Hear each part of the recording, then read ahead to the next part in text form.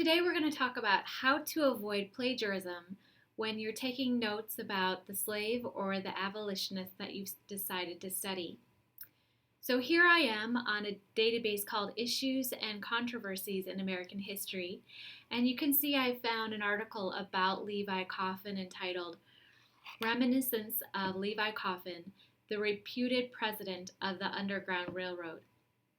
Now I'm reading along through this article and I come to a really fascinating paragraph when Levi Coffin is describing how he became an abolitionist. Here's the paragraph that I'm focusing in on. I think that this is a turning point in Levi Coffin's life, and it may be one of the events that I want to use on the timeline that I create at the end of my project to show my learning.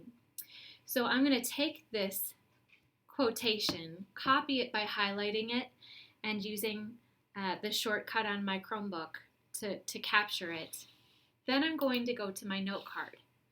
This is event 1, as you can see, and the guiding question is, what is a significant event in this person's life? As you can see, I've dropped in the quotation that I pulled from Issues and Controversies in American History. So I have my quotation here with this wonderful description of the change that happened in Levi Coffin's life as a young boy.